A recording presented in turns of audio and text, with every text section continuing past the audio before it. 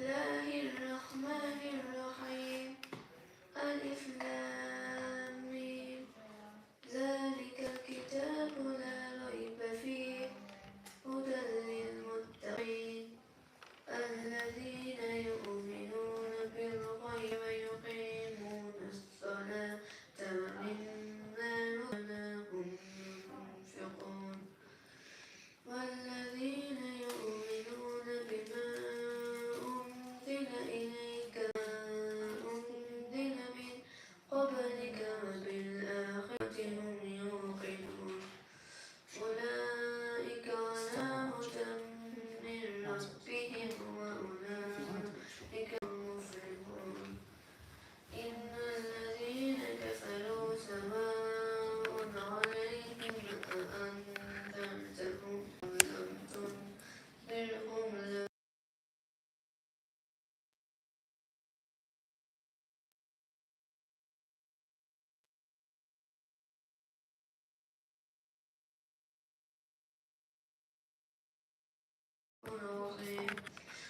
من الناس من يقول إن لله وفي اليوم الآخر يخادعون الله والذين آمنوا وما يخدعون إلا أنفسهم وما يشعرون في قلوبهم مرض فزادهم الله مرضا ولهم عذاب أليم بما كانوا يكذبون. صلوات.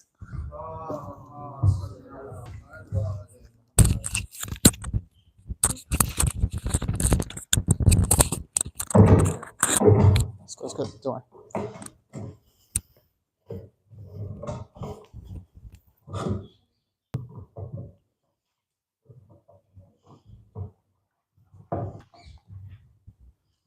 صلوات محمد وآل محمد.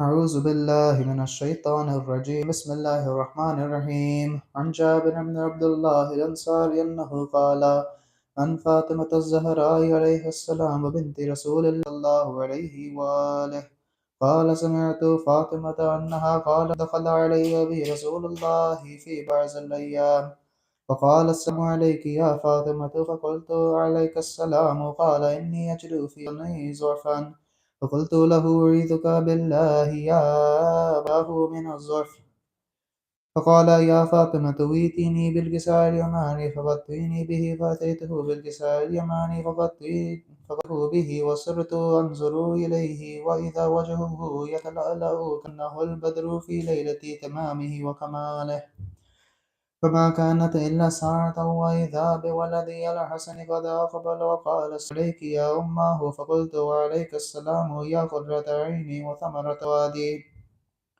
فقال يا أماه إني أشم عندك رائحة طيبة كأنها رائحة جدي رسول الله فقلت ندك تحت الكساء فأقبل الحسن نحو الكساء قال السلام عليك يا جداه يا رسول الله يتأذن لي أن أدخل معك تحت الكساء فقال وعليك السلام يا ولدي ويا صاحبي قد أذنت لك فدخل معه تحت الكساء وما كانت إلا ساعة وإذا بولدي الحسين قد أقبل وقال السلام عليك يا أماه فقلت وعليك السلام يا ولدي وعيني وثمرة فؤادي فقال لي يا أماه إني أشم عندي رائحة طيبة كأنها رائحة جد رسول الله صلى الله عليه وآله فقلت نعم إن جدك وأخاك تحت الكيف فأذن الحسين نحو الكساء وقال السلام عليك يا جداه السلام عليك يا من اختاره الله وتأذن لي أن نكون معكما تحت الكساء فقال وعليك السلام يا ولدي وفي عمتي قد أذنت لك فدخل معهما تحت الكساء فأقبل عند ذلك أبو الحسن علي بن أبي طالب وقال السلام عليك يا بنت رسول الله عليك السلام يا أبا الحسن ويا أمير المؤمنين فقال يا فاطمة إني أشم عندك رائحة طيبة كأنها رائحة أخي وابن عمي رسول الله فقلت نعم مع ولديك تحت الكساء. فأقبل علي نحو الكساء وقال السلام عليك يا رسول الله، أتأذن لي أن نكون معكم تحت الكساء؟ قال له وعليك السلام يا أخي ويا وصي وخليفتي وصاحب لوائي، قد أذنت لك. فدخل علي تحت الكساء، أتيت نحو الكساء فقلت والسلام عليك يا أبتاه يا رسول الله، يأذن لي أن نكون معكم تحت الكساء.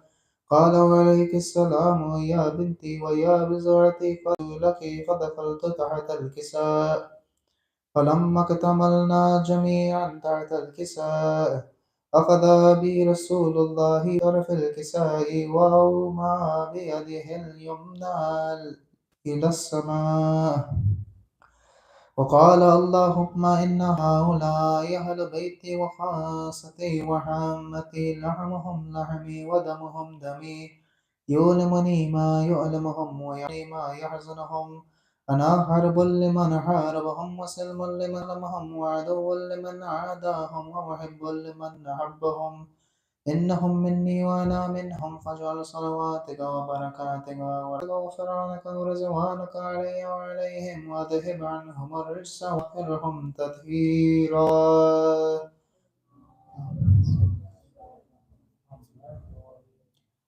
فقال الله عز وجل يا ملائكتي ويا سكان سماواتي إني ما خلقت سماء مبنية ولا أرضا مدهية ولا قمرا منيرا ولا شمسا مزية ولا فلكا يدور ولا بحرا يجري ولا فلك يسري إلا في محبة هؤلاء الخمسة الذين هم تحت الكساء. فقال الأمين جبرائيل يا ربي ومن تحت الكساء؟ فقال عز وجل هم أهل بيت قوتي ومعدن الرسالة، هم فاطمة وأبوها وبعضها وبنوها.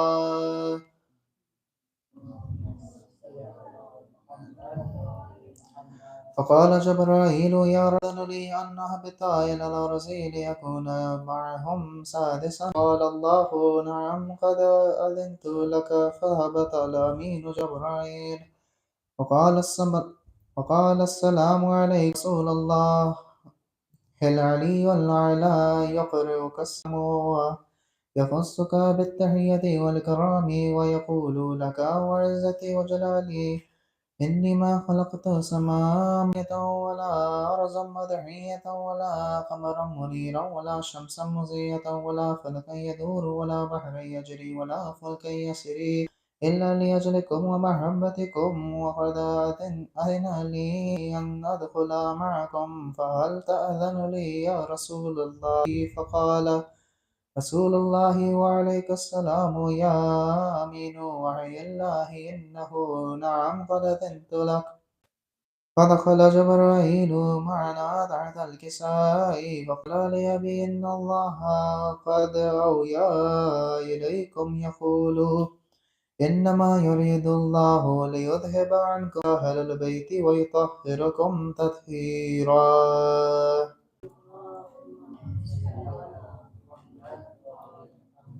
فقال علي لأبي يا رسول الله أخبرني ما لجلوسنا تحت الكساء من الفضل عند الله.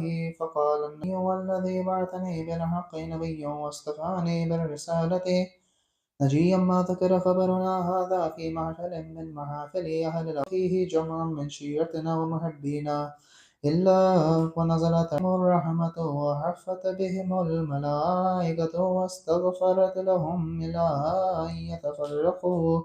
فقال علي والله فزنا وفاز شيعتنا ورب الكعبة. فقال النبي ثانيا يا علي والذي بعثني بالحق نبيا واصطفاني بالرسالة نجيا ما ذكر خبرنا هذا في من محافل أهل الأرض وفيه جمع من شيعتنا ومحبنا وفيهم مهموم إلا وفرج الله همه ولا مغموم إلا وكشف الله غمه ولا طالب إلا وقضى الله حاجته فقال علي إذا والله فزنا وسعدنا وكذلك شيعتنا فازوا وسعدوا في الدنيا والآخرة ورب الكعبة. صلوات.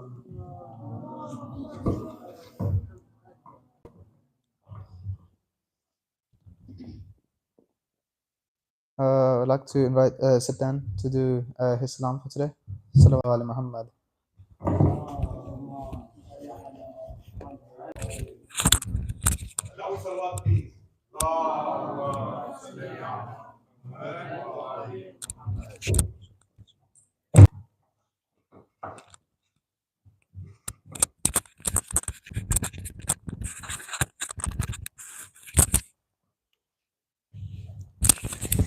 Nare Takbir, Nare Risalat, Nare Hadri, Bibi ke dushmano pe lanet, Ahle Bayt ke dushmano pe lanet, Nare Salawat.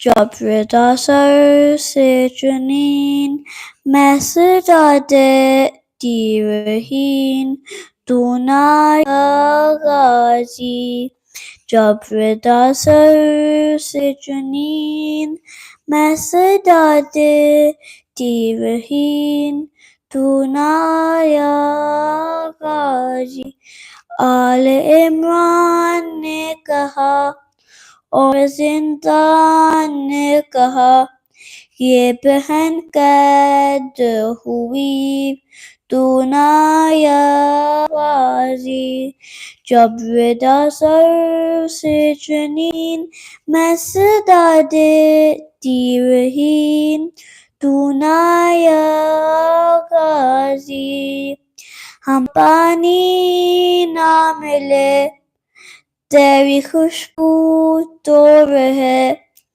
تیرے بازو نہ کٹے چاہے مشکی ذات یہ میرے بازو ہے جدا مجھ پہ ہے تشنا لبی تو نایا غازی جب ودا سر سے جنین میں صدا دیتی رہی تو نایا غازی دھوپ میں تو سا شجر تجھ سے آپ باتا کر ہے برگنا میرا سر کیا نہ ہند تجھ کو خبر ہے علم دار وفا اس بہن کو باخداب تجھ سے داراستی پری تو نایا غازی جب ودا سر سے جنین میں صدا دیتی رہی تو نایا غازی نعرہ صلوات.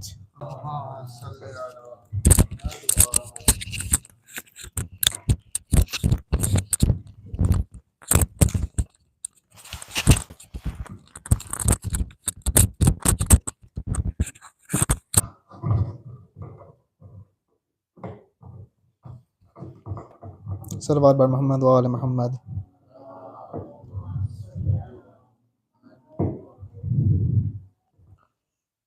پوچھ میرا حسین کیا ہے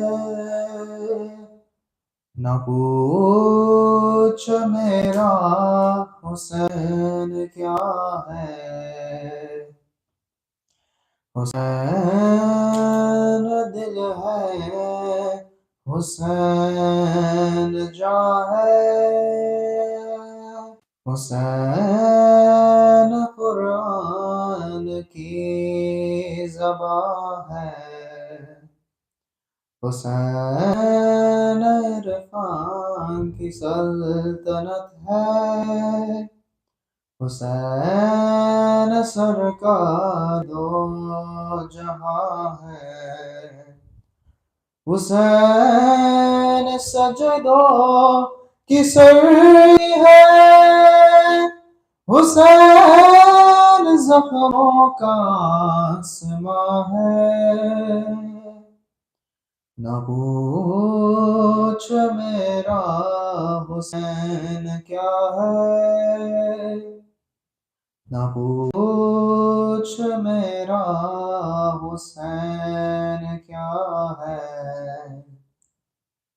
حسین ایمان کی جستجو ہے،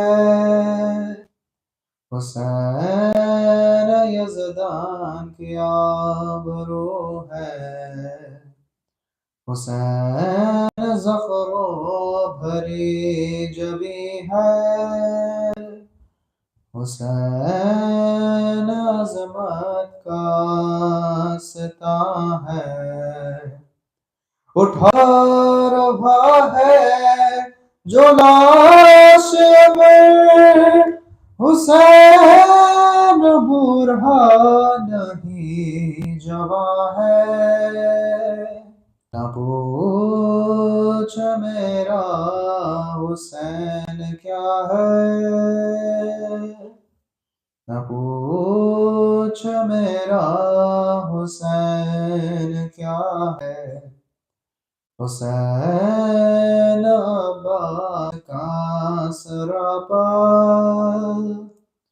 حسین صحرا کی بے قراری، حسین اکبر کی نوجوانی، حسین اصغر کی بے زبانی، وہ دیکھو فوجوں کی درمیان بھی حسین تنہا دتا ہوا ہے، نہ پوچھ میرا حسین کیا ہے، نہ پوچھ میرا حسین کیا ہے، صلوات محمد و آل محمد۔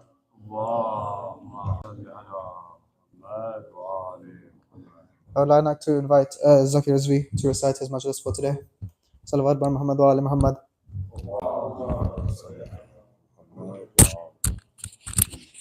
Everyone to move forward a little bit as well. There's a lot of empty space.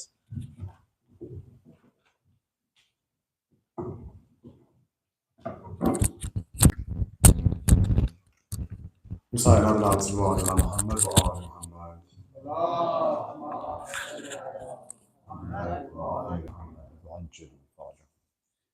أعوذ بالله من الشيطان اللعين الرجيم بسم الله الرحمن الرحيم الحمد لله رب العالمين الصلاة والسلام على سيد الأنبياء والمرسلين خاتم النبي القاسم محمد اللهم صل على محمد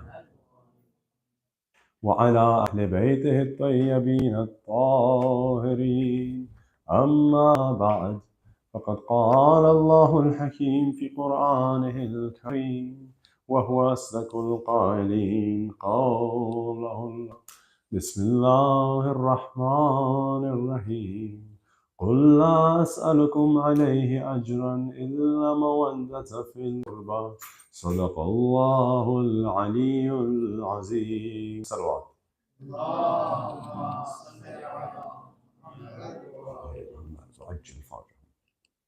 We're talking a little bit about the life of our fourth Imam after Karbala. How his life looked after the tragedy that we know so much about. And the reason for talking about it is because, like we said yesterday, it's not just enough to know how our Imam died, we should also know how they lived. When we know how they lived, we can truly follow them, truly act upon what they did. And so, today I want to look very briefly at the timeline of the Imam's life. How long the Imam lived and what he did throughout the different periods of his life after Karbala. And we split into two main portions of his life after Karbala. There is the portion where he was outside the city of Medina, portion of his life where he was in the city of Medina. Now, to the family of the Holy Prophet, Medina holds a very special place.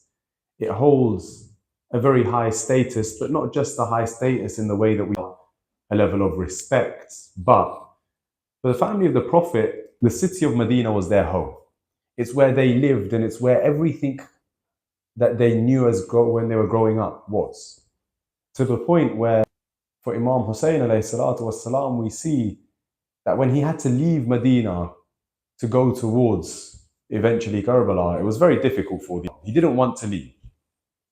And we see one of the main reasons why the Imam didn't want to leave on that night before he leaves Medina. See, the Imam that night before he leaves Medina, he goes to the grave of the Prophet, not once, not twice, but 3 times in one night. He goes to the grave, he sits there for a little while, he talks to the Prophet, and then he goes home. But after a little while, his heart starts trembling again, so he goes back to the grave of the Prophet.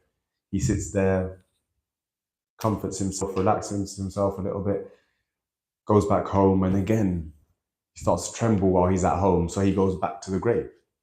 One of the main reasons the family of the Prophet loved Medina so much is because it is where the Prophet himself is buried and also members of their family.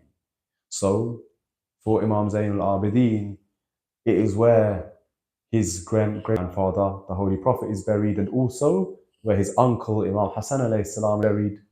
It is also where the mark of Sayyidah Zahra's grave is. The actual grave is there or not, we don't know 100%, but it's where the mark of her grave is. So the city of Medina, it holds a real importance to the family of the Prophet. They really love this city. It's their home. It's like what London is for any of us. It's the place we've grown up. It's the place we know best. The place we're most familiar with. It's the place where all our friends and family are. It's our home. That's what Medina is for the family of the Holy Prophet. So we at the time of Imam Zayn al-Abidin's life after Karbala into the time that he was in Medina and the time that he was not in Medina. And just going through a short timeline, I want to look at how his life passed through after Karbala and what he was focusing on those times. Yesterday we spoke about the 2 major difficulties that the Imam faced after Karbala. The 2 major difficulties that Islam faced after Karbala. The first was that culture had started to seep into a religion a lot. Why? Islam continued to grow through different countries, through different nations, through different cultures. Those started to interfere with people's understandings of Islam. We spoke yesterday in depth about culture. We're not going to go into it again, but that was the first challenge. That culture had started to seep into people's understanding of Islam. It had started to mix with religion. And the second issue that faced Islam was that people, they didn't care about Islam as their top priority anymore. They cared about their material world, what they had, the possessions they had, who had the nicest house, who had the most money, who had the most, I don't know, like nice clothes or whatever it was. So we see these are the 2 main issues that the Imam has to conquer and combat. And he used, like we said yesterday, 2 very key things in order to conquer and combat these 2 issues. The first was knowledge and intellect, the mind. And the second was the relationship that people had with him. Immediately after Karbala, the Imam's first journey was through the streets of Kufa. And I'm not going into Masaib here, we're simply looking at what happened in Kufa, in Sham, before the Imam reaches back to his home of Medina. So when the Imam leaves Karbala, the first thing is that now he has taken on Imam. Now he's the leader, he's the protector of the people, he's the leader, the guide of the people. So the way that he acts immediately changes from how he acted before Karbala. And the reason is, his akhlaq doesn't change. The way he does things doesn't change. The only difference is now the Imam makes every decision for himself. Before, refer back to his father, Imam Hussein alayhi salatu wasalam, to make decisions for him and to help him with decisions. But now the Imam makes decisions himself. So as he makes sure to be very careful about what those decisions are. Very careful about what he does and what he says and how he acts. And we see immediately the way that the Imam thinks in Karbala. Before they even set off for Kufa, the Imam he tells the soldiers of Yazid, and again, I'm not going into Masahib, but Imam tells the soldiers of Yazid, all of these heads that you have on the spears, take them forward first, and then bring us in afterwards. He says to them, do that much you can. Why? Because the Imam, what he wants is for that people, when they see this parade coming through the streets of Kufa, them to look at the heads and focus on the heads on the spears so that they won't notice, or so that they won't spend much time looking towards the women and the children. The Imam decides he has to use his intellect in this moment. He could try and reason with them through emotion. He could try and reason with them through the feelings and the love that they might have for another human being, humanity that he might appeal to. He might try and appeal to them and say, look, you claim to follow the Prophet, I'm his grandson. But in this moment, he chooses not. In this moment, he knows that this won't apply to these people. This won't work for these people. So he uses his intellect. He comes up with this idea to try and divert the attention away from the women and children. As he travels along the journey, though, we see where he uses the second tactic, which was endearing people to himself and the family of the Prophet, showing that love and growing that love that people have for him. How does he do that? There is a time where Ibn Ziyad, he approaches the Imam and he says to him, who are you? So the Imam, he says, I am Ali ibn al-Hussein, I'm Ali, the son of Imam Hussein alayhi salam. And Ibn Ziyad, he's perplexed. He looks at him and he says, how have you survived? Why did we not kill you in Karbala when we killed all the other men? And then the whole story comes out of how Sayyid al-Sajjad was ill and he was unconscious and he didn't go into the battlefield. In that moment, Ibn Ziyad actually says for Sayyid al-Sajjad to be killed. He actually says, you know what, kill him right now. Sayyidah Zainab protects him in that moment. But before she does, our fourth Imam, he uses a verse of the Holy Quran, which is cited right at the start of this Majlis, in order to try and endear the people around him, the people who are watching and listening towards him. And for those of you who don't know, to endear somebody means to make them closer to you, to make them and care for you. So he tries to make that love and that care work for him. And he uses this verse of the Holy Quran where he says, Bismillah ar-Rahman ar-Rahim, قُلْ لَا أَسْأَلُكُمْ عَلَيْهِ أَجْرًا إِلَّا مَوَدَّةَ فِي الْقُرْبَى. Allah subhanahu wa ta'ala in the Holy Quran, he's talking to our Holy Prophet and he says to him, قُلْ لَا أَسْأَلُكُمْ عَلَيْهِ أَجْرًا. He says to him, tell all the people you don't want anything in return. You don't want anything from them in return for what the Prophet has given them. And what's the Prophet given them? He's given them the message of Tawheed, the message of Allah, the message of Islam, the message of Iman. The Prophet has given them the entire life and afterlife. He's given them the religion.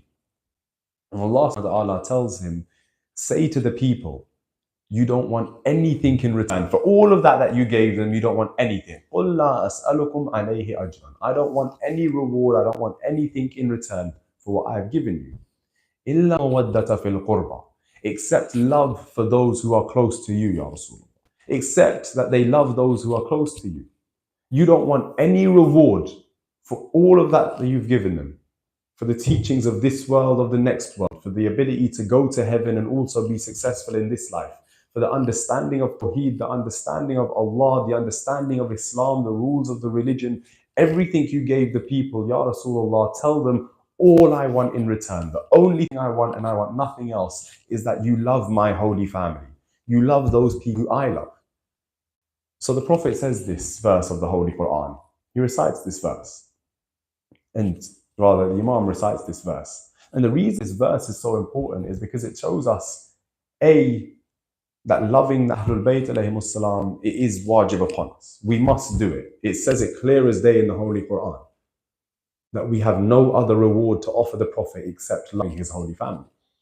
But secondly, it also tells us the status of loving the Ahlul Bayt alayhimus salam. It shows us the status of who the Ahlul Bayt alayhimus salam are. It shows us what their value is. And the reason it shows us what their value is quite simple. If I were to reward you for anything that you do, you'd expect the reward to be roughly the same as what it was you did. So for instance, let's say if I won a World Cup, and in return for winning a World Cup, I got given £10. I'd look at that and I'd think, this is not worth it at all. I've won a World Cup. That's the greatest prize you can win in football. It's the greatest prize you can win in any sport, to be honest. It's the best thing. And you're giving me £10 for it. See, the reward, it doesn't match up with what I did. It doesn't match up with what I've given. It doesn't match up with my achievement, with my accomplishment. A reward, by its nature, it should be equal and level to my accomplishment. Allah subhanahu wa ta'ala is telling us the only thing, the only reward that matches up to the Prophet teaching the people about the entire religion of Islam is that the people show love towards the Ahlul Bayt alayhimus salam. The only thing that shares the same status as the entire religion of Islam is the love for the Ahlul Bayt alayhimus salam. It tells us what? Without that love for the Ahlul Bayt, our religion is incomplete. Without that love for the Ahlul Bayt, our understanding of them, it's not reached the level it should. We've not given it the understanding it should. We need to have love for the Ahlul Bayt in order to be able to do justice and in order to be able to complete our understanding of the religion of Islam. Recite aloud salawat ala Muhammad wa ala Muhammad.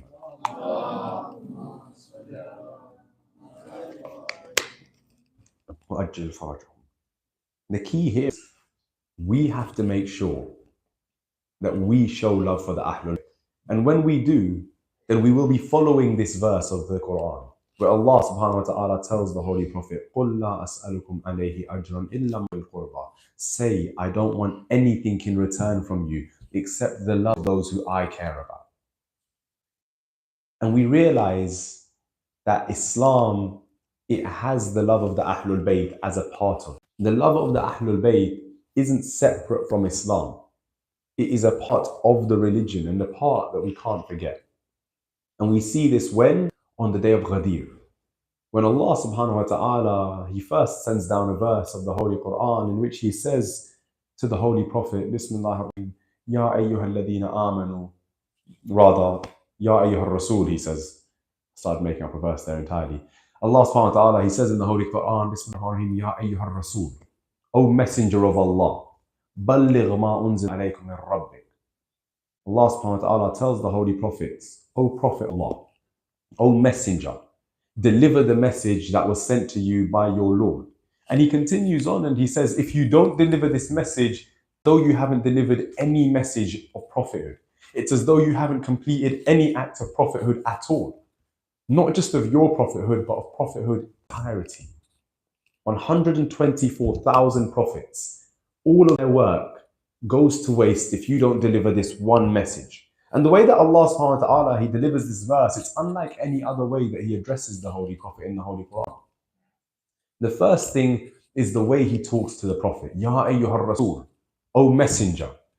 He's referring to the Prophet not by his name, not by his title, not by the loving names that Allah subhanahu wa ta'ala usually takes, Ya ayyuhal muzammil, Ya ayyuhal mudaththir, Taha, Yasin, all of these beautiful names of the Prophet. He's not using those. He's using his title, his job. O Messenger. And then He says, Balligh, deliver the message. But Balligh in the Arabic language is quite a stern word, it's quite a strict word. It's not like, would you kindly deliver this or would you do this? No, it's do this and do it now. It's an instruction and almost like an angry instruction. Allah subhanahu wa ta'ala tells him, Balligh. And then He says, Ma unzila alaykum min rabbik. What was sent to you from your Lord.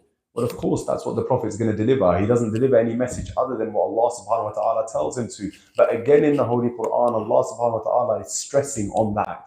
Look, you have to deliver this. And not only do you have to deliver it, it's your job. So you must do it. And also remember, this is from Allah subhanahu wa ta'ala. He's reminding us again and again, things we already knew, but He's reminding us to make sure there's no doubt so that we know the importance. And then He continues and says, and if you don't, Ya Allah, what has there ever been that you told the Prophet to do, which he didn't do?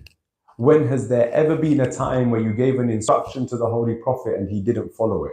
When was there ever a moment where you told the Prophet, do this, and he said no? That's never happened. So why have you put in this extra clause to say, if you don't deliver this message, then it's like you have not completed any act of prophethood. And even then, if you don't deliver this one little message, you haven't completed any act of prophethood, its entirety, 124,000 prophets, all their efforts, all their work. You've ignored all of that for this one little message. If you don't deliver this one message, you haven't done justice to any of it. All of that's gone to waste. What was that message? What was it that Allah subhanahu wa ta'ala is telling the Prophet to deliver? This message that matters so much. It's the words that many of you will have heard very famously many times. Man kuntu mawla fahada aliyun mawla. Whoever's master the Prophet is, Imam Ali alayhi salam is also his master. You see, to recognize the value of the Ahlul Bayt, first and foremost, Allah subhanahu wa ta'ala tells us here, 124,000 prophets, everything they have taught us, it is incomplete. Don't add in the wilayah of Amir al-Mu'mineen, the recognition of the status of our first Imam and love for him as such. But then once the Prophet delivers this message, immediately another verse of the Holy Quran comes down. And first, Allah subhanahu wa ta'ala wraps up the entire story of Islam. He finishes off the entire story of Islam in this verse that comes down now. What's that verse? Allah subhanahu wa ta'ala, He says now, Bismillahir Rahmanir Rahim, Al-Yawma akmaltu lakum deenukum, wa atmamtu alaykum ni'mati, wa raditu lakum al-Islam deena. On this day, I have perfected for you your religion. Meaning what? Until this moment, as far as the people were concerned, their understanding of Islam was still imperfect. It hadn't reached its completion. It hadn't been completed or finished yet until this moment. And I have completed my favor upon you. The greatest blessing that Allah subhanahu wa ta'ala has for us, He says here right now, that blessing is completed. I've finished that blessing and made it as brilliant as it can be. وَرَضِيتُ لَكُمُ الْإِسْلَامَ دِينًا.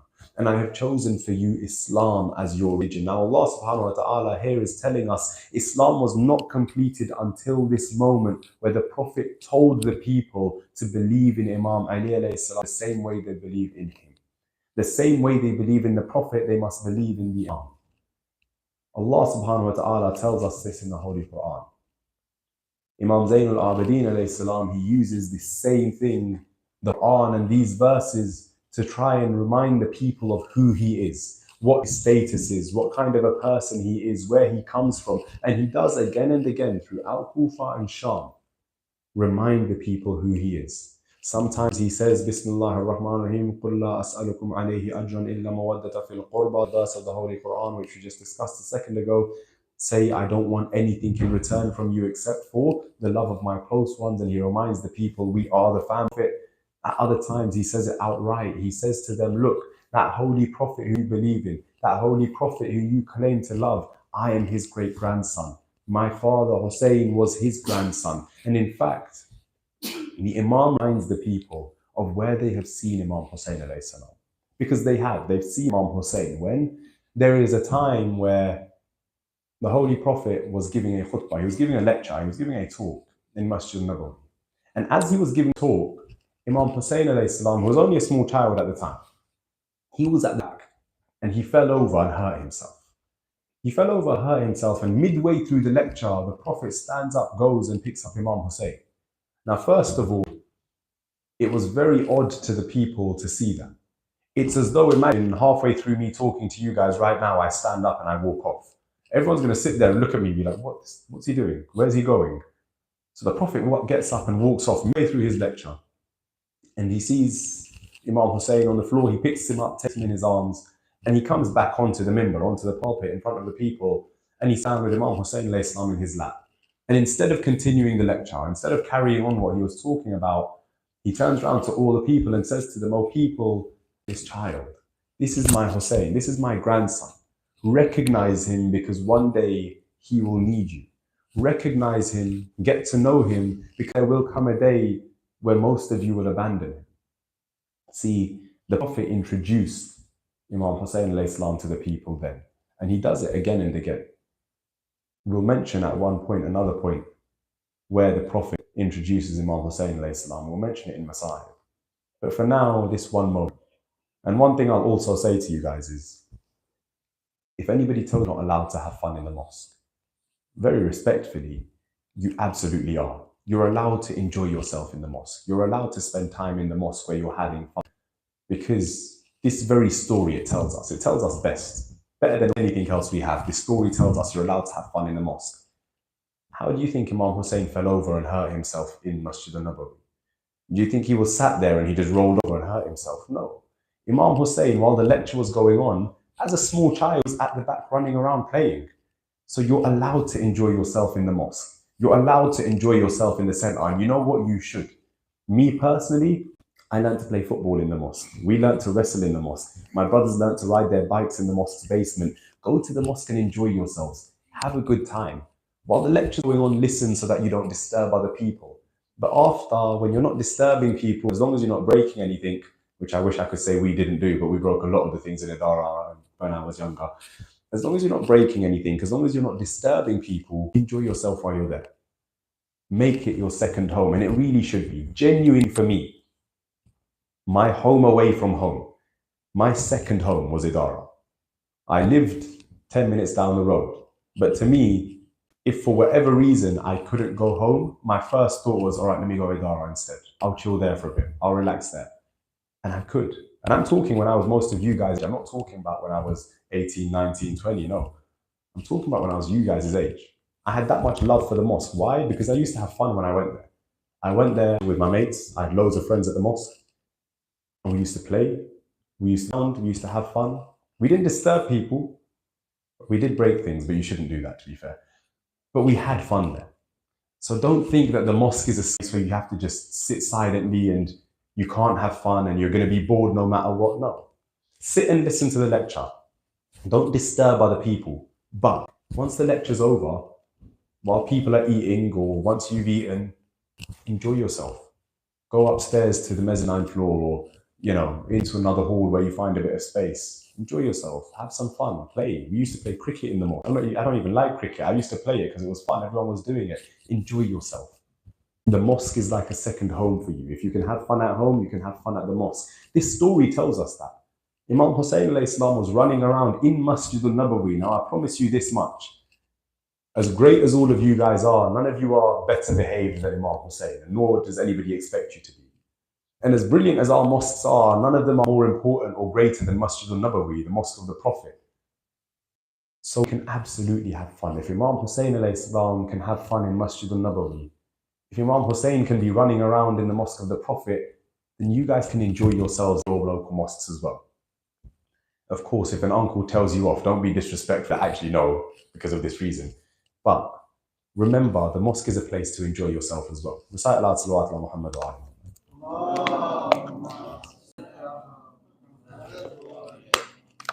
I went off on a massive tangent there. It wasn't my point. I wasn't planning to. But it bugs me when people say you're not allowed to have fun in the mosque. It bugs me when people say you have to just be bored in the mosque, because you shouldn't. You should enjoy yourself.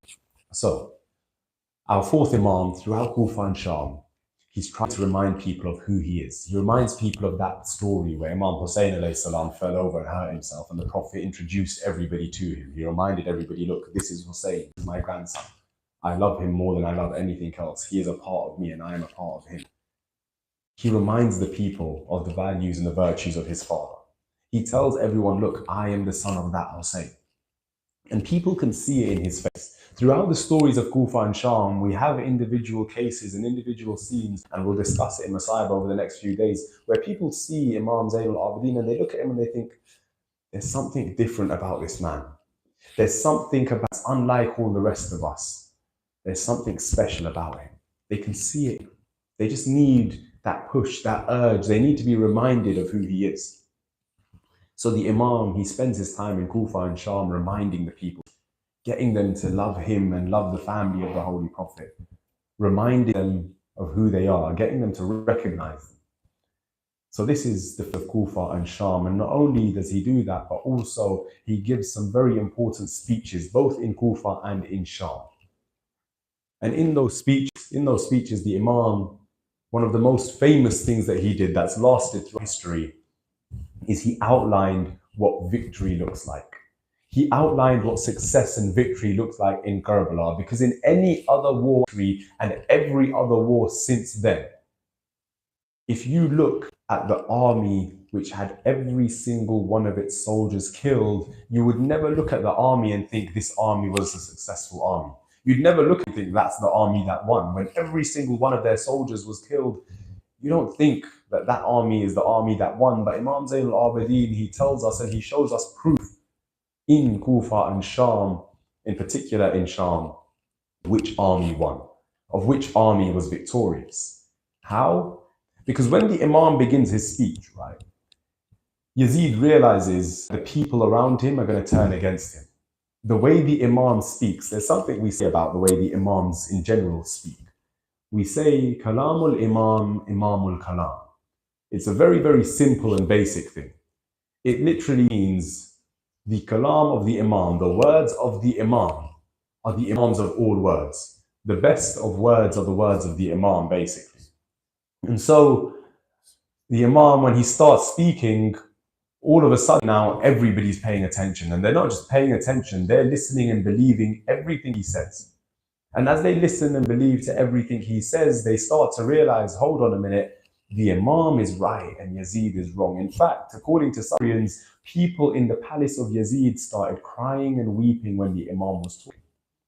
They started crying and weeping over what the Imam was saying. And so Yazid decides, you know what? I can't let him speak anymore. Yazid decides, you know what? I have to find a way to get him to stop speaking, to get him to stop talking. So what does he do? In the first instant, he gets the man who delivers the Friday prayers, the Friday khutbah, he gets him up on top of a mimbar, up onto a balcony, and he tells him, start speaking over Imam Zainul Abidin and start insulting Imam Ali alayhi salam. As he does, Sayyid al-Sajjad, he doesn't quieten down, he doesn't back down, he goes even stronger, he doubles down, he starts speaking even louder. His voice echoes over all the people. That man's drowned out.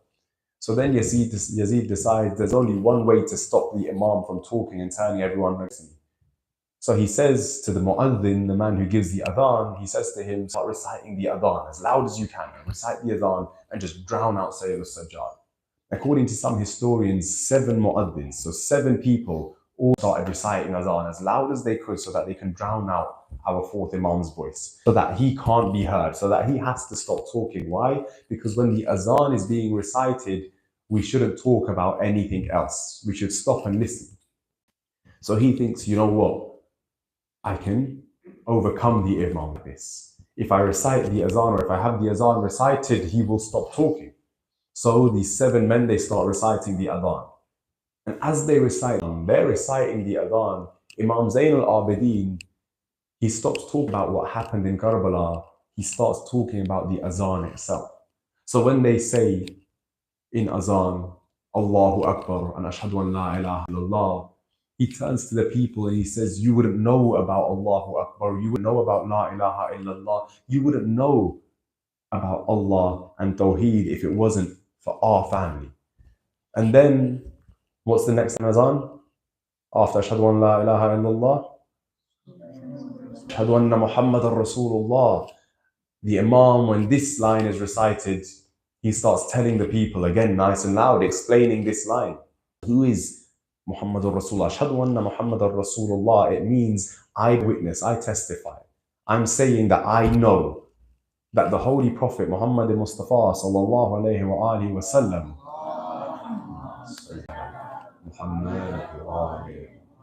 is the messenger of Allah subhanahu wa ta'ala. And so our 4th Imam, when they recite this line, he turns around to the people and he goes, do you know who that Prophet of Allah is? Taking the name of in your azan. You're saying you bear witness. You're saying you testify. You agree. You see that he is the messenger of Allah. He's my great-grandfather.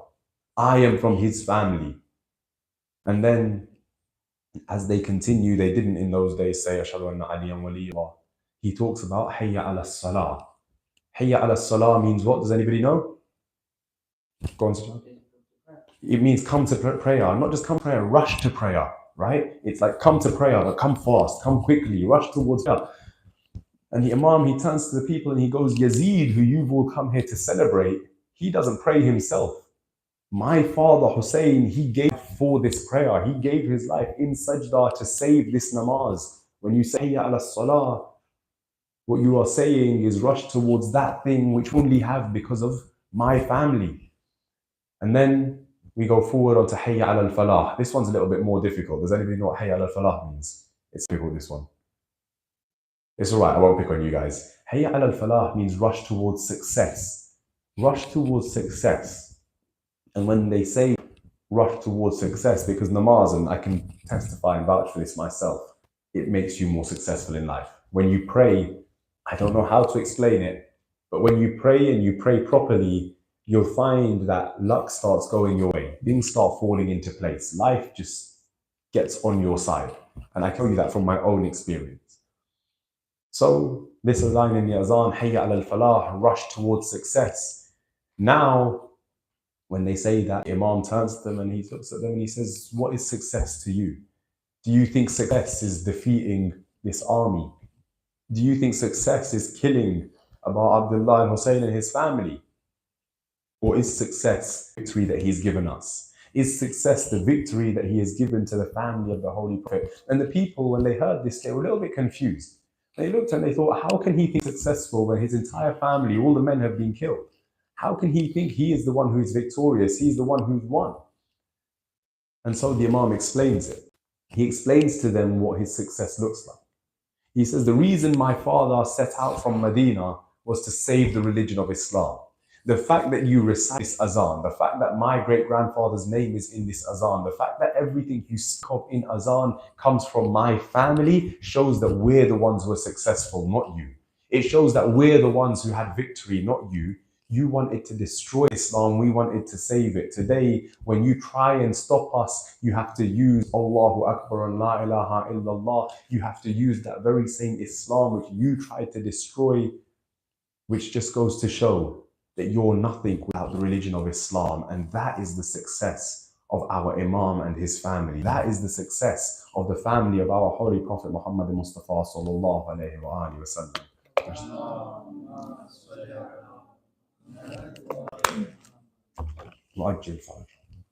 You see, the Imam explains to the people in Sham what success is.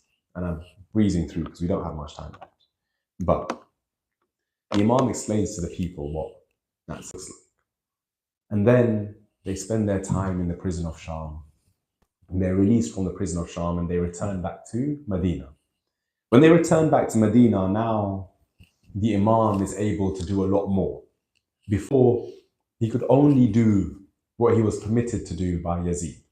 When he wanted to speak in front of people, Yazid had to give permission. And even then, Yazid didn't want to give him permission. In Kufa and Sham, Yazid didn't want to give permission to the Imam. The people who had gathered to see the Imam, not knowing that he's an Imam, the people who Yazid had invited to watch as he punished the family of the Ahlul Bayt, they said to Yazid, let him speak. When the Imam said, he speak, they said to Yazid, let him speak, what's he going to do? He looks so ill and broken, let him speak, let him say a few words. Yazid didn't want to. But now that the Imam's back in Medina, he doesn't need anyone's permission to speak. No one's stopping him from speaking. He can speak freely, he can do what he wants freely. And so the Imam changes his tactic. The Imam does something very different. And there's one very key thing that we see the Imam does. And it's one thing that I want all of you to take on board as well. Is the first thing the Imam does, and it becomes the thing that he does right down till the end of his life, when he gets back to Medina, is the Imam makes sure he doesn't shut himself off from the outside world. Now look, there'll be times where you guys have a bad day. You'll be in a mood, you'll be in a strop, you'll be annoyed, you'll be upset, you'll be angry, whatever it is, right? And you'll go home, you'll get home from school, whatever it is, you'll go straight to your room, you'll go to bed, you don't want to talk to anyone, you don't want to engage with anyone, you just want to be alone. And sometimes we feel like that, it's fine, we do. The Imam, however, shows us that if you are upset and if you are sad, by staying alone, you're not going to make it better. You're not going to make yourself feel better by staying alone. In fact, what you should do is you should engage with people around you. Sit with your family, sit with your friends, sit with other people, because that will lift your mood. That will help you get through whatever it is that annoyed you, whatever it is that made it difficult for you. And in life, when times get tough, and they do, the best thing you can do is to be with the people around you, to get involved and get engaged with the people around you. And in particular, to try and make other people feel good about themselves, to try and help other people feel good. Because what that does is it helps you get out of that state of constant sadness or constant stress or constant sorrow. It helps you get out of that state. And we see this in modern psychology as well, right?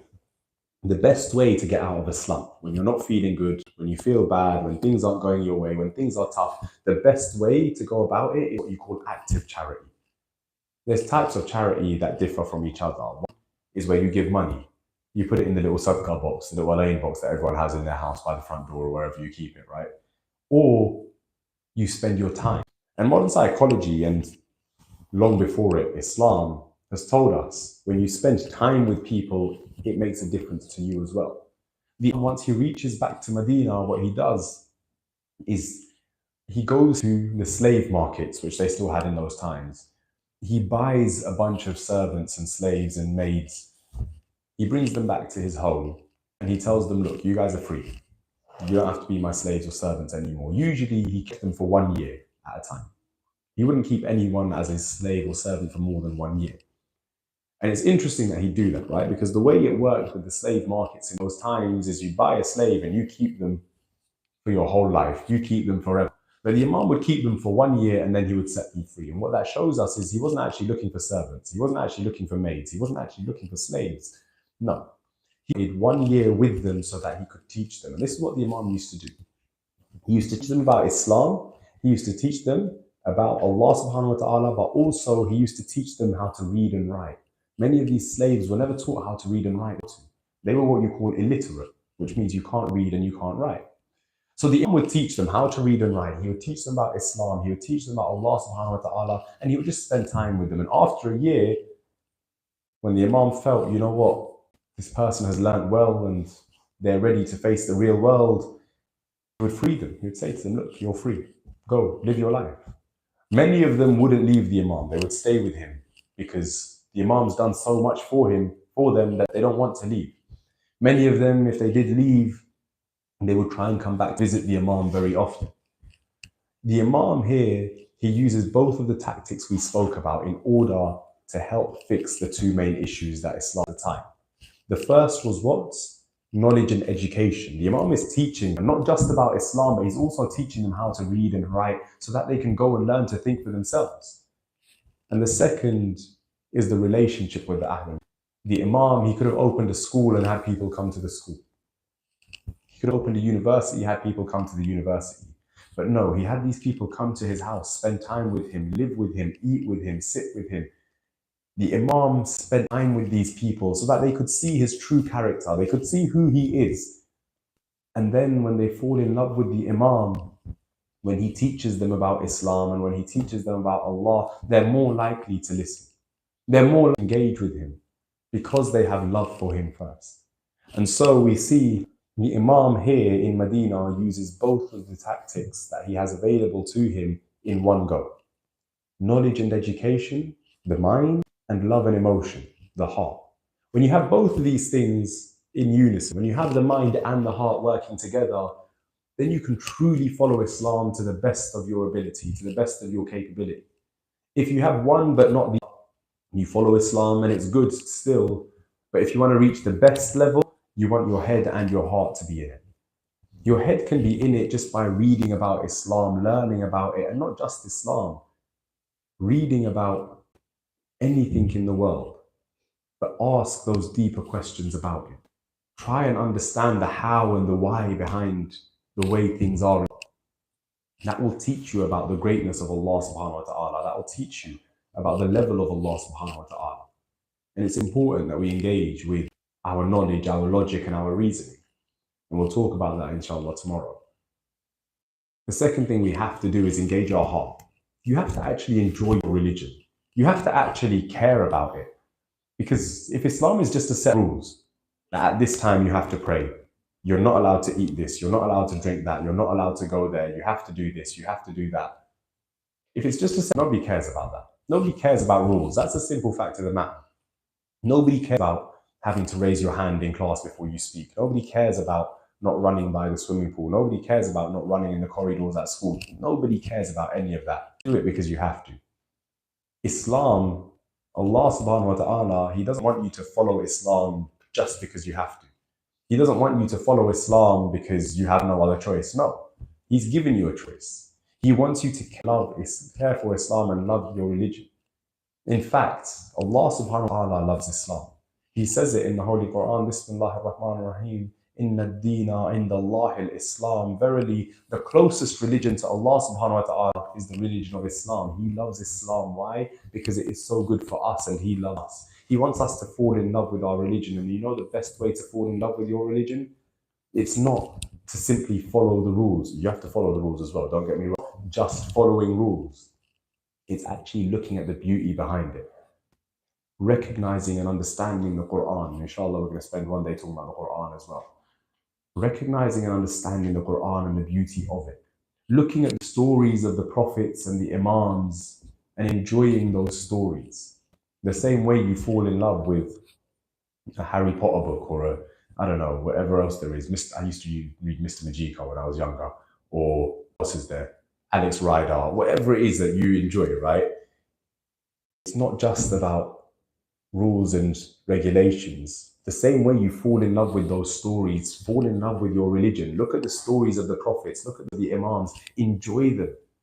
Learn from them as well, but enjoy them.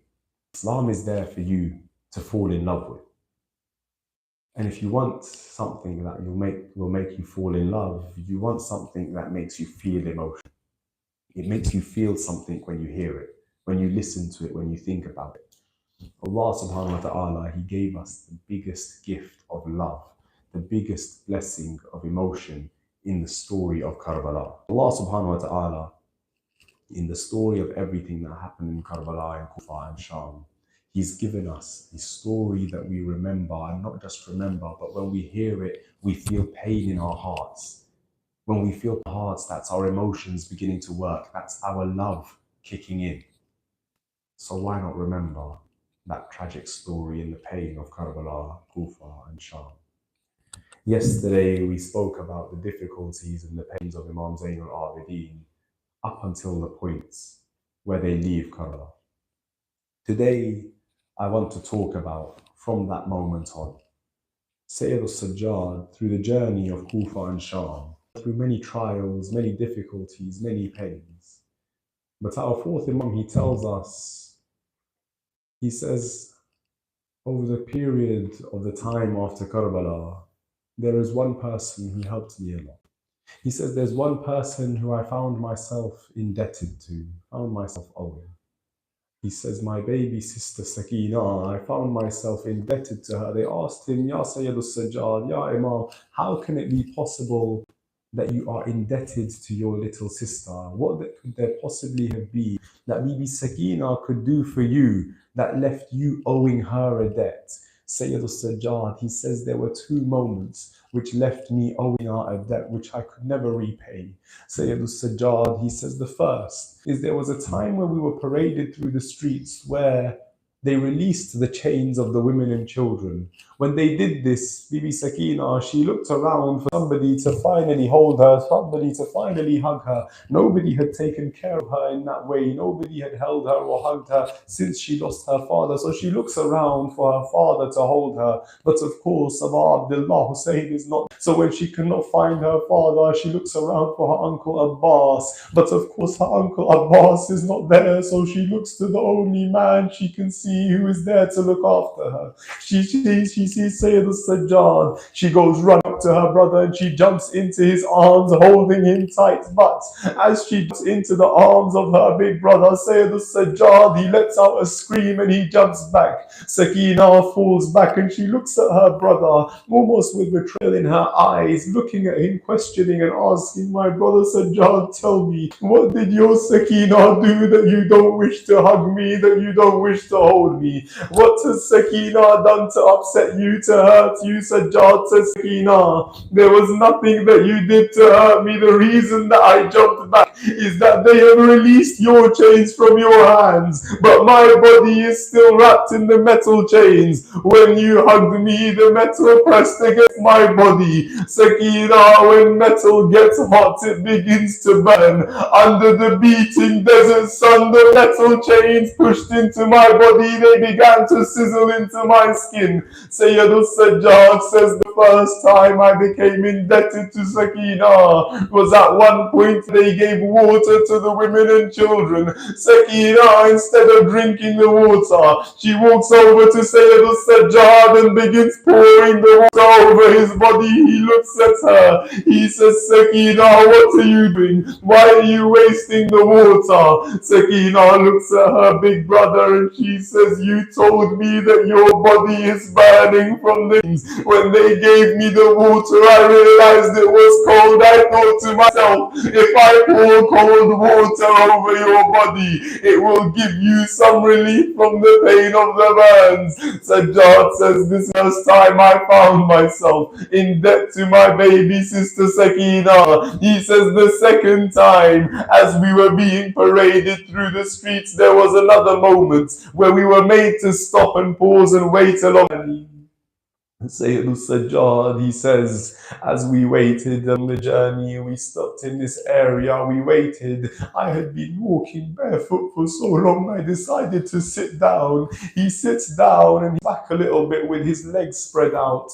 Bibi Sakina, she walks over to her brother Sajjad. Sayyidul Sajjad says, in this moment, there were two things Sakina did that I could never repay her for. He says, the first, that where I was sat, Sakina came, she saw me and she stood in front of me. I asked her, Sakina, why are you standing in front of me like this? She turned to me and she says, my brother Sajjad, the sun is very hot. I know the metal burns you. So I stand in front of you so that you can be my shadow. I'll let the sun hit me so that Sajjad can see shade. She then looks at him and she asks him, my brother Sajjad, whenever we were young, or rather, whenever our father was around, always teach us the correct way to sit is to sit with your legs folded, with your legs crossed. So why is it that you sit with your legs spread out? Sayyidul Sajjad looks at Sakina. He says to her, Sakina, while you were tied to the back of the camel, your brother had to walk barefoot along the road. First, the sands were burning my feet, but on top of that, in front of me there were soldiers who would throw thorns and nettles onto the ground, so that when I walk I have to step on the thorns and nettles. He says, Sakina, when I cross my legs, the nettles almost dig into my feet.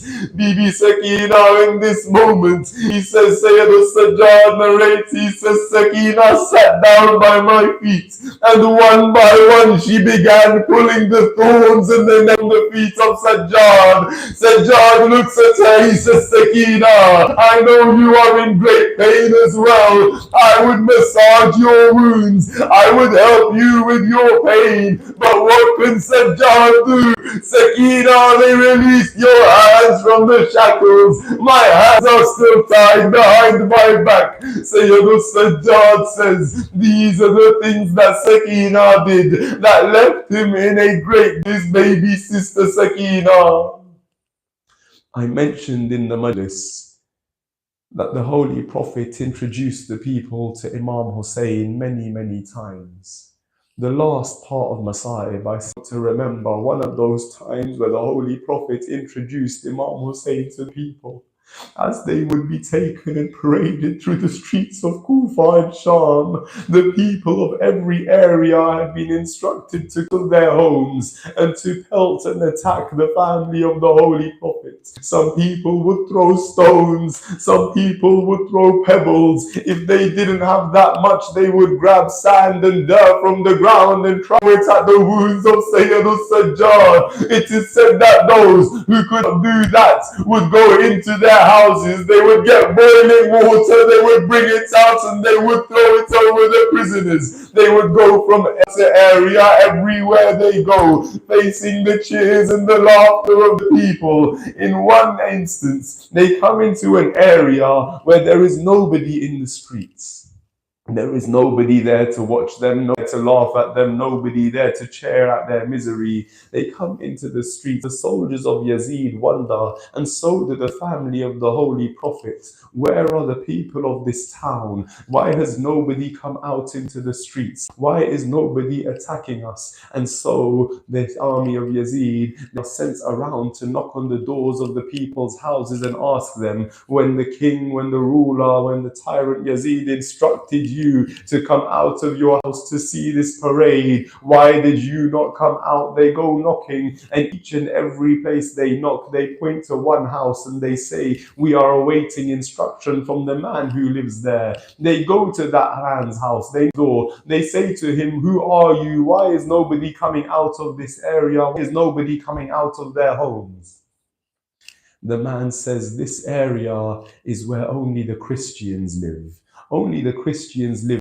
When I, their priest, say to come out of their homes, then they will come out. Until I tell them to leave their homes, nobody will leave their homes. The guards, the soldiers, they say to the man, well, then give everybody the instruction. Tell them out of their homes. Tell them that the ruler, the king, wants them to exit their homes, wants them to come out into the streets. The man looks at the soldiers and he says to them, I won't say that to them until I have seen for myself what it is that the king wants all of these people to see. He comes out of his home alone, telling everybody else to stay in their houses until he tells them to come out. He comes out and he sees the prisoners of Sham, but before he sees them, he looks up into the sky. He sees the heads on the spears. He turns around and he calls out, my God, I pray that it is not what I think it is, but it seems to me to be the way. He was asked, what is it that you think you see? What is it that you are praying you are not seeing? The man turns around and he says, that head that I see on the spear, when I was a young boy, my priests and mothers, they went to meet your prophets. They tried to debate, but they couldn't reach a conclusion. They decided to do mubahala. When I see this face, I see the same one who the prophet brought out of the Christians to do mubahala with. My God, tell me, this is not the same grandson of your prophet who was brought out to defeat the Christians. The men say this is the very same Hussein ibn Ali. That priest turns around to the people of his town. He calls out, I swear by God, none of you are to leave your home. The ones they have brought into our streets are the treasures of God himself. This is the family of the prophets, who the Christians see and recognize, but the Muslims laugh at and jeer and cheer against. Allah la'natullahi ala qawmi az-zalimin.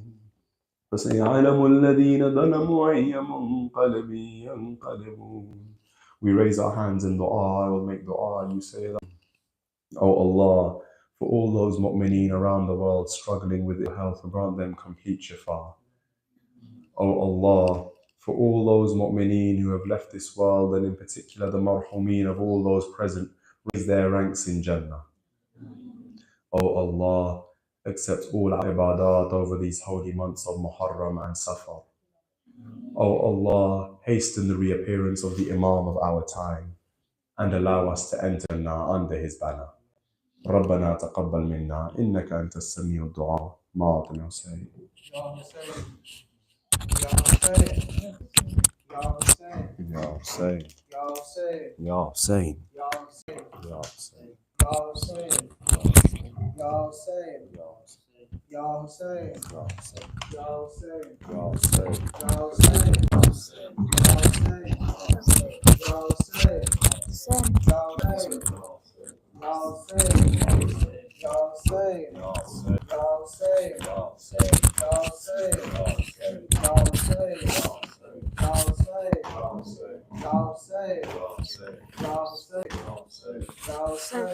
Akbar में शहर वाला अकबर अकबर मेरा शहर वाला अकबर अकबर मेरा शहर वाला अकबर मेरा शहर वाला जख्म दिल के دیکھاؤں میں یہ زخم دل کے، دکھاؤں میں کیسے تیرا لاشا، اٹھاؤں میں کیسے اکبر، میرا شہر والا اکبر اکبر، میرا شہر والا لاش اکبر میں شاہ جب پہنچے دل کو تو صدام کر بولے تیری فرقت نے علی اکبر،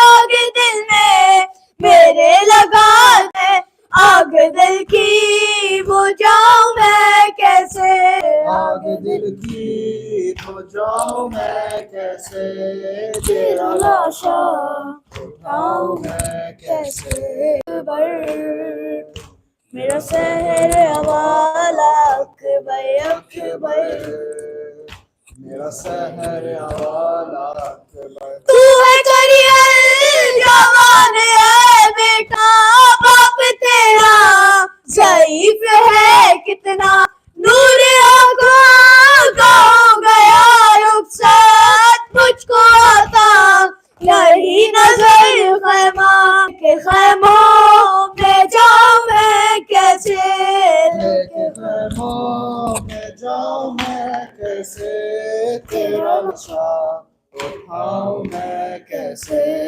اکبر، میرا شہر والا اکبر، میرا شہر والا جس نے 18 سال بالا ناز دیکھے جی وہ تیرا لاشا، تیری شدید درد سے ارمان کیسے جھیلے گی وہ تیرا صدمہ، تیری ماں کو بتاؤں میں کیسے، تیری ماں کو بتاؤں میں کیسے، تیرا لاشا اٹھاؤں میں کیسے، اکبر، میرا شہر والا اکبر اکبر، میرا شہر والا اکبر، دیکھ کے آیا ہے قاصد صغرا، روح تکتی وہ دکھی بہنا،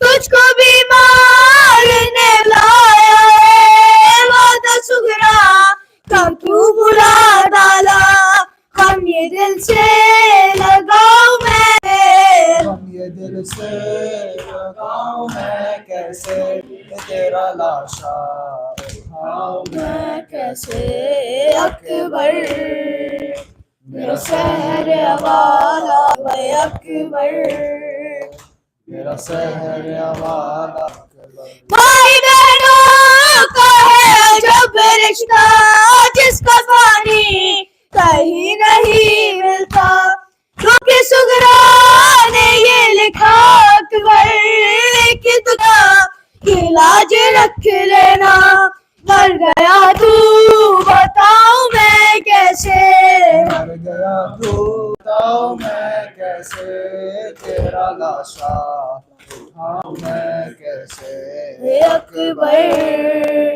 میرا شہر والا اکبر اکبر، شہر والا اکبر، لطف جینے میں اب کہاں اکبر، دل سے اٹھی ہے یہ بغا اکبر، صبح عاشور دی تھی جو تو نے خان رلائے کہ وہ عطا کرے، تیری صورت بلاؤں میں کیسے، تیری صورت بلاؤں میں کیسے، تیرا لاشا اٹھاؤں میں کیسے اکبر، میرا شہر والا اکبر اکبر، میرا شہر والا ضبط غم ہے وہ حال ہے بیٹا، دیکھ کیسے یہ زخم سینے کا، میں تو پردیس میں اکیلا ہوں، دیکھ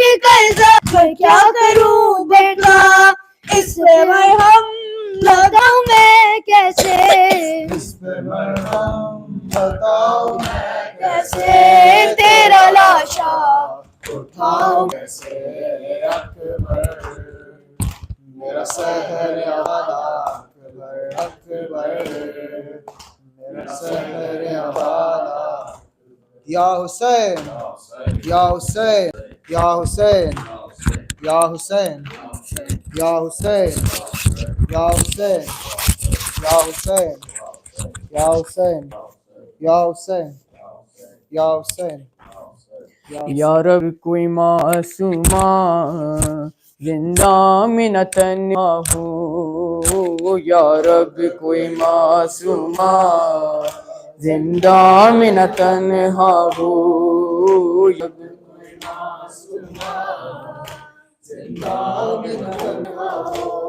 رب کوئی معصومہ زندہ میں نہ تنہا ہو، یا رب کوئی معصومہ زندہ میں نہ تنہا ہو، پابند نہ ہو آگے ہائے پابند نہ ہو آگے رونے پہ نہ پہ ہو، یا رب کوئی معصومہ یا رب کوئی معصومہ تھی جس کو نیند آتی شبیر کے سینے پر، تھی جس کو نیند آتی شبیر کے سینے پر، زندہ در زندہ ہے زندہ در زندہ اس کے لیے قضا ہو، یا رب کوئی معصومہ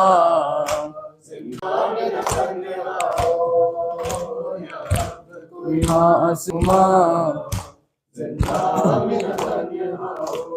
زندانوں سے آتی تھی آواز سے سکتی، زندانوں سے آتی تھی آواز سے سکنے کی، جیسے کہ سکینہ کو ہے جیسے کہ سکینہ کو ہر زندان رو رہا ہو، یا رب کوئی معصومہ زندہ میں نہ تنہا ہو،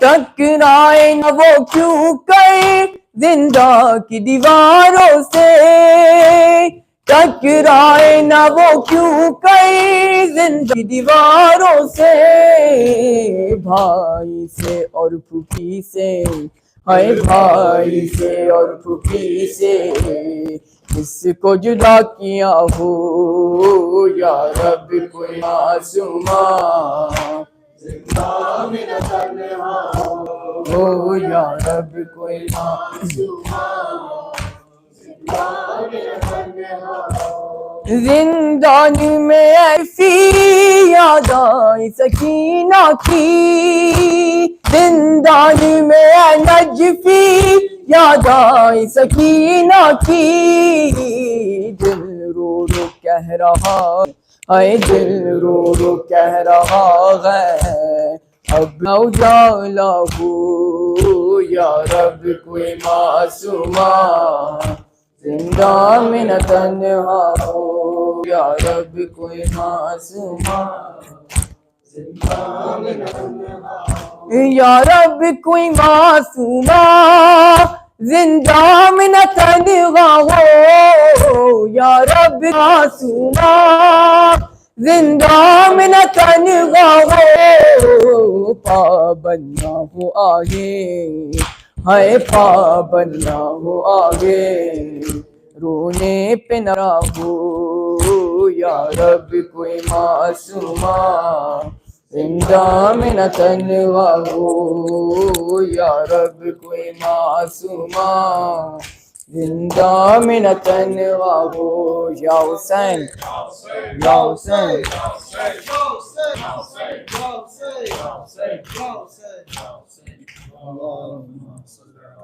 محمد وعلى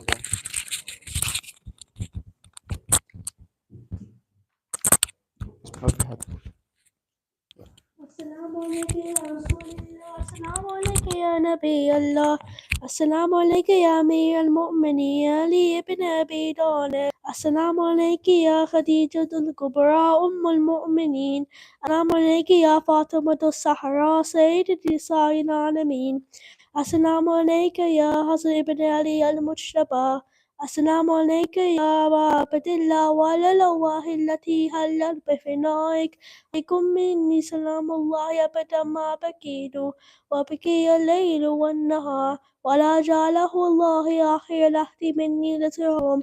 السلام على الحسين وعلى علي بن الحسين وعلى أولاد الحسين وعلى أصحاب الحسين. خصوصي ومولاي يا أبا الفضل العباس بن أمير المؤمنين وأختك زينب وأم كلثوم وبنتك سكينة جميع رحمة الله وبركاته.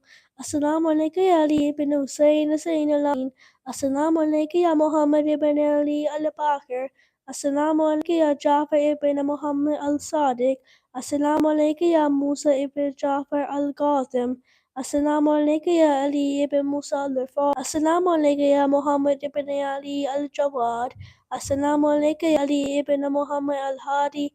السلام عليك يا حسن بن علي العسكري. السلام عليك يا حجة بن حسن يا صاحب الأزمان. السلام عليك يا خليفة الرحمن.